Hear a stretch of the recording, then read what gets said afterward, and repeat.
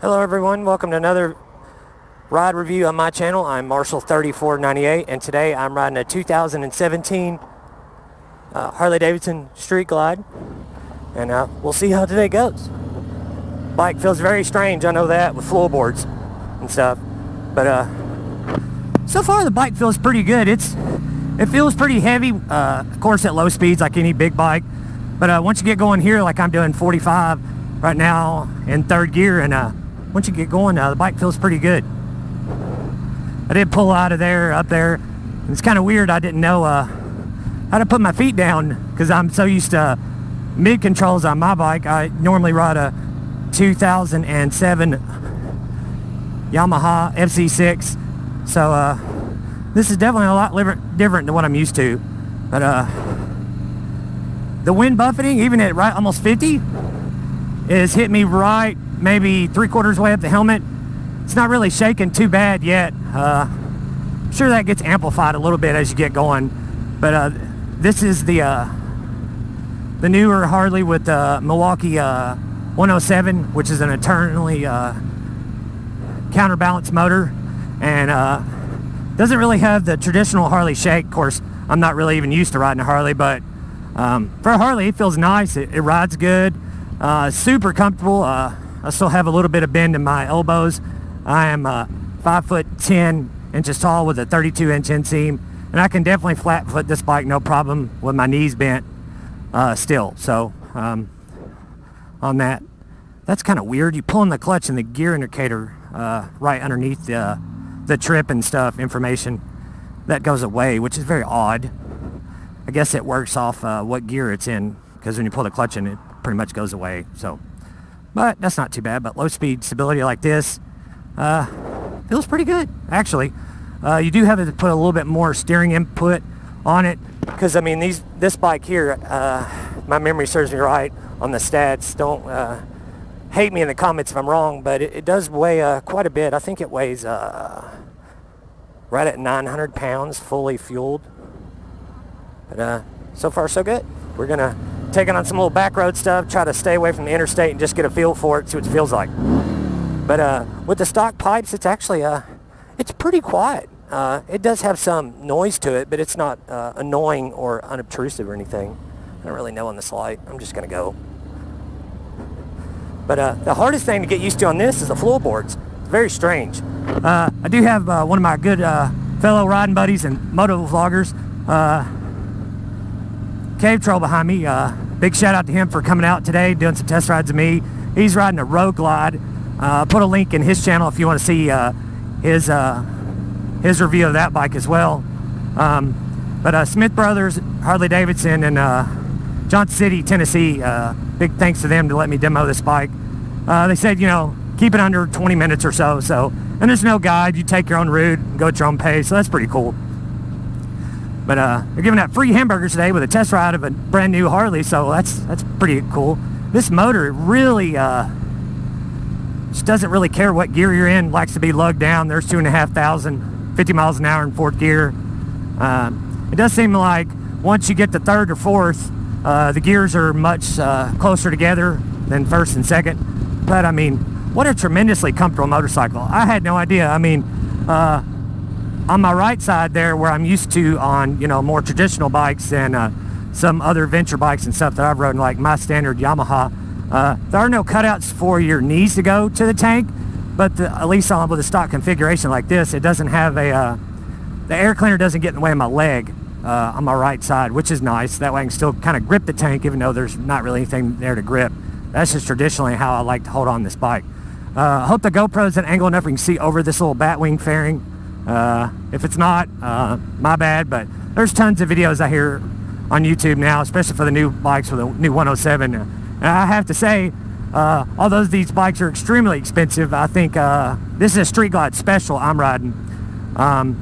They're extremely expensive, but like a lot of stuff in life, you get what you pay for. I think this bike is mid to upper 20s. Of course, that depends on how it's sectioned out. And this is the special. This is not the CVO or just the regular, but I could see myself liking a bike like this if I had, you know, the more of the income to support it. But as y'all know, I've been in the market for a replacement for my trusty Yamaha FZ6, and I really just haven't found anything other than the FJR that I really like a whole lot. Downhill braking here with just 2 fingers, brakes feel pretty strong. They are linked above 25 miles an hour, so that's good, I guess. I kind of left Cave Troll, my buddy, back here in the dust. So far, I'm pretty impressed. I don't like the fact that there's so much play in the front brake. Like, you really have to really pull down on it, like at that stop, to really get some good grab out of it. But I guess having a more linear than not so grabby is a good thing, I guess. So, as you could probably tell, this bike, because it's the special, as all of you know, it's the bigger 6.5-inch touchscreen display. And I'm not going to give you a radio sound. I don't want to get a copyright thing. But motor feels good. You know, there's $5,000. And for a traditional big Harley, it will move, that's for sure. You could probably get yourself a pretty good speeding ticket, especially on the interstate with this once you got comfortable. And because it doesn't feel like you're going that fast. This fairing blocks a lot of wind. There's really only wind I'm getting on me is from the knee down around my legs and stuff. And if you put some lower soft covers here over the engine guards, it could definitely cut down that even more, especially when it's cooler outside or when it's raining, to help keep some of the wind blast off of you, especially in the rain and when it's cold. But I'm pretty impressed. I have a little bit of airflow at the very top of my chest, like say from mid-chest to the bottom of my neck. But, you know, of course, I'm only doing 45, but it feels pretty nice, I will have to admit. Harley Davidson has definitely did a good job with these new street glides, especially the one with the, like I said, the Milwaukee 8, which is I'm riding, which the reason it's called a Milwaukee 8 is because it has 4 valves per cylinders, and it is a V-twin, so that's when it's right there, about 3/4 of the way out, actually, before it really even starts pulling a lot. But it's just smooth. This is a hydraulic clutch. Lady, hello, really? But it's just smooth. The transmission has a little bit, tiny bit of a clunk, but just enough to let you know that you did shift, which I'm kind of a fan of. I don't really like bikes that super smooth where the gear lever just goes up and nothing really happens. Yeah, I'm quite impressed. Harley did a pretty good job of this bike. We're going to take one of these little normal routes. I take a lot of moto vlogs since it's like this, 45, 50 mile an hour speed limit, stay away from traffic and stuff like that, and just get a good feel for it. But I would actually think too that this batwing fairing, that it wouldn't even block this much wind, what it does, like a lot of people say with the buffeting is bad. And, let's play with this. See with it, that vent right now that's supposed to create buffeting is it's closed right now, and now I get more on my chest and less around my head. But I'm sure that makes more of a difference, you know, the higher speed you go. But there's 5th gear, you know, 55. I'm like doing 15 miles over speed limit, didn't even realize it. These little mirrors on the edge of the little batwing fairing are really good. They're very clear, don't really vibrate too much. All I can really see, other than people behind me, I can just barely see a little bit of my last couple fingers, which is good. A lot of bikes, what tends to happen where the mirrors are mounted, half of the mirror sticking up by your elbows, and you have to kind of move your elbows in. But other than that, it's a really good mirror. It's pretty large too for a motorcycle.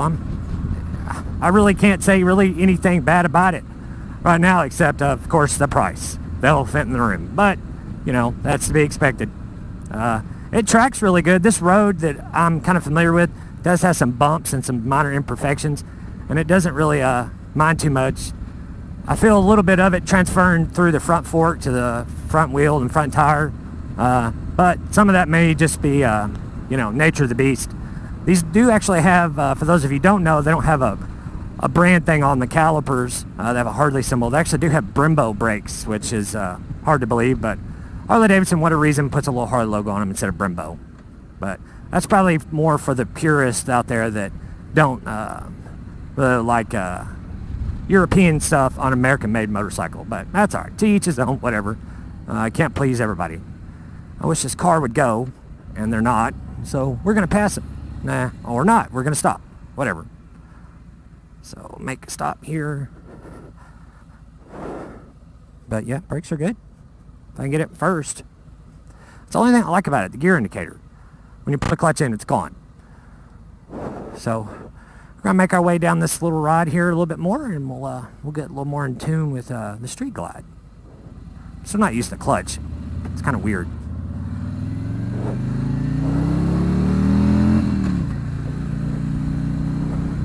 But I mean, that was almost at redline, like $5,000 in first gear, doing like 40. So that's pretty decent tall first gear for a cruiser. And then after that, they're kind of more. Seems like they're more kind of more even. We'll see. Get her up a little bit more here. But yeah, yeah. See, there's the wind buffing that everybody talk about. It's kind of like, feels like my head's kind of shaking.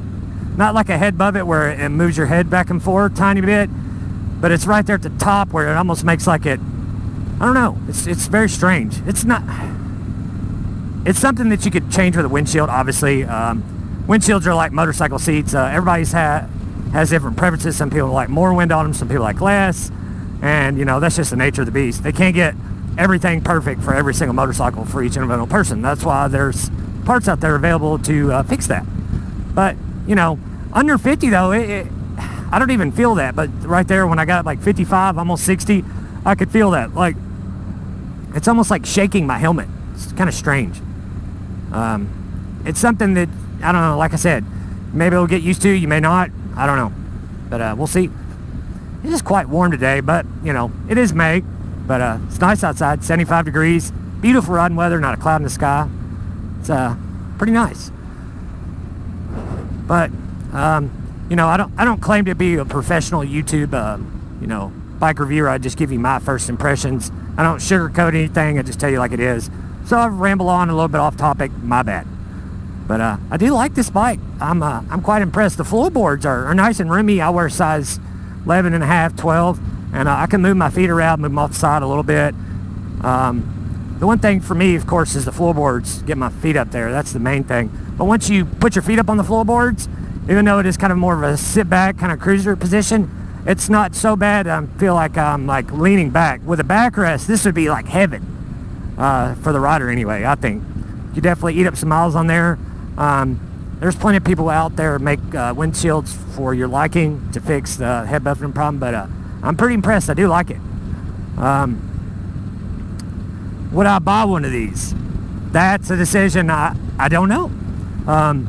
I might in the future, once I am able to really purchase a new motorcycle, I might in the future look in and maybe pick one of these up used maybe, that's 2 or 3 years old.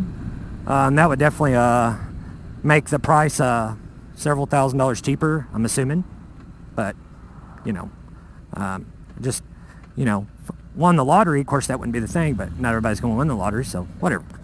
But we're going to whip it around here, and we're gonna head back. I guess it's in first. That gear indicator thing's weird. Yeah, there it is. Well, that's good. As soon as you let it out at all, before it even starts pulling, it does come on. That way, once you get more in tune of it, you know, you can tell it's all the way down, but it doesn't move after you get it all the way down first. Like some bikes will still move down, and then they clunk. That's a really weird place to try to ride. So low speed stability on it's weird. I don't know. It's hard to get used to. Once you get rolling, it's fine. But yeah, it's really, you know, it's like a lot of big bikes I've ridden. You know, I've ridden a BMW RT and stuff, and this bike's kind of the same, even though it does weigh like 900 pounds. It does, you know, it's really a lot of the weight's down low, which is surprising for a big cruiser, because one of the smaller cruisers I've ridden wasn't like that. It was much more top heavy than this, but it feels planted. Like, it's fairly movable back and forth for a big bike of its caliber. You know, I don't know how it really do on a twisty road, but you know, to push these bikes on a twisty road is not really what they're designed for. And most people that buy these, they don't really push them that hard. That's why it's called a cruiser, you know. But you know, I'm sure you could throw around there Harley Trek on his channel. If those of you don't know about his channel, so check him out. I'll try to put a link in his description more. He has a 17 model, a white one. This one's kind of, you can see it's kind of a a burgundy maroon color with quite a bit of flake in it. It's pretty nice. I do like it. Wish I could maybe ride this bike for about an hour to get more acquainted, but they said 15-20 minutes. So whatever, all's good. Stuff in the road. But yeah, it's strange to me. The hardest part, like I said, is the floorboards, and I'm not used to that big square like brake pedal out in front of me. That's not what I'm used to, but it's not that bad. You can get used to it after a while. What I found myself doing at a couple stoplights is searching for it, where I'm used to being right there by my foot, and it's more in front of my foot. But it's such a large pedal, you know, it's like the size of your palm of your hand almost, or bigger. It's not hard to find. That would take some getting used to. But I mean, I'm quite impressed. I don't know that mine doesn't have highway pegs on it. I think Cave Trolls behind me does, because I could see his feet stuck out like more he's used to. But this bike, of course, it is throttle by wire. Also radio with the 6.5 inch. This is the upgrade one, because this is the Ultra that I'm riding, if I never said that. It does have cruise control. It's got voice recognition stuff once you you know, to do like text to speech. I mean, not text to speech, but mainly for the like the navigation, you know, button or whatever all it does. I don't really know about all this. I'm just trying to get more in tune with the bike. But I'm sure there's plenty of you out there who want to know about that on other videos, but this is not one of them, fortunately.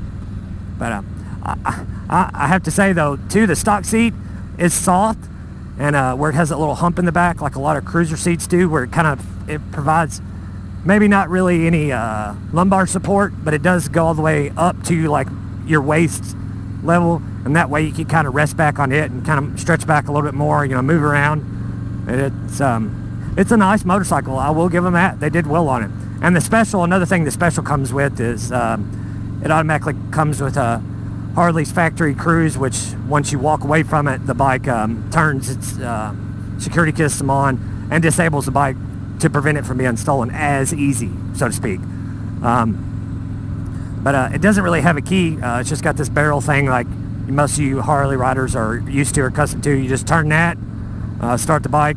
It does have turn signals on either side, the traditional Harley style. It is kind of weird the fact it has a on-off and then it has a start button. But a lot of bikes are like that. Some just have them more up and down, but these are right here. This is your kill, and this is your start, and your hazards above that. But the grips feel pretty decent for a stock grip too. They're not super patty, but they're not super hard either. Pretty good medium, I'd say. But I am quite impressed with this bike. Like I said, I'm kind of hating to give it back, really. Hope I haven't gone too long on this. We'll see. Should have maybe pre-run the route a little bit and see about how long it took. But I'm sure if I'm a few minutes late because of traffic, I'm sure the dealer's not going to mind too much. So, but I almost wish like there was more air coming on me this way, because there's air on my legs, there's air around my hands if I do that. You know, kind of put my hand out, but there's not really that much on my helmet. Like my vents are up my helmet and I feel almost nothing going in it. Maybe if the GoPro wasn't in the way, open my chin vent, I could get some pretty good air on that. I wore a Shelly RF1200, which is a full face helmet. Those of you who don't know who that is. And it's kind of, you know, a good all-around helmet. They do flow decent amount of air, but you do have to be on a bike that has some better wind flow. Like if I sit up in the saddle a little bit more, I get much more wind on the top of my chest, but still not that much on my helmet. But I'm not really going fast enough to test that, so to speak, because I'm still on kind of back road stuff. So, but I hope everybody likes this review video. I kind of did my best to go over it, so to speak. We'll see. Oh, and like I felt it through the front forks, but it didn't like jar it or anything. It just kind of absorbed it, you know. Almost like an old Cadillac is what this thing reminds me of. Like, you do feel the road imperfections. It's still not super soft, but big bumps it soaks up pretty well. Harley on this design with a new Milwaukee 8 completely redesigned the frame, upgraded the suspension with more suspension travel, and better shock package and stuff, both front and rear. I believe it even has a Showa front fork setup, even though that's not really advertised, so to speak. I'm not real sure on the suspension travel myself, but it does have pretty good lean angle. I believe it has right at 30 degrees of lean angle. On the non-exhaust side, it's like 31. On the exhaust side, it's like 28. So that's still pretty decent lean angle. But I don't know how many people will be dragging floorboards on this bike. Like I said, that's not really what it's intended to be. But, I mean, like right there, kind of getting the brakes kind of hard. It's got good brakes, for sure. One thing weird is like right now, like I almost have to put my legs out a little bit more, but the vibration at idle is still there like the traditional Harley. But once you get off idle, it's almost gone. It's very strange. So like right there, I was pulling the clutch out a little bit, but I wasn't squeezing on enough front brake because I tried to move. But clutch engagement is kind of weird. But it will roll for a big bike, no doubt. You know, I'm in, let's see, let's take it all the way up in 6th gear, see what it does. Just chugging along, you know, 1,800 RPMs, and just doesn't care. Still has enough roll-on, of course, that is downhill, but you would probably want to be in a 5th, though, if you were going under 50, I'd say, at least. 6th gear seemed like it's a little bit too high for it. But it's got pretty good throttle response. It's got quite a bit of throttle travel, which means just makes the throttle more linear on the throttle tube. You know, it really does this a lot, not half of that, seems like. But I'm quite impressed.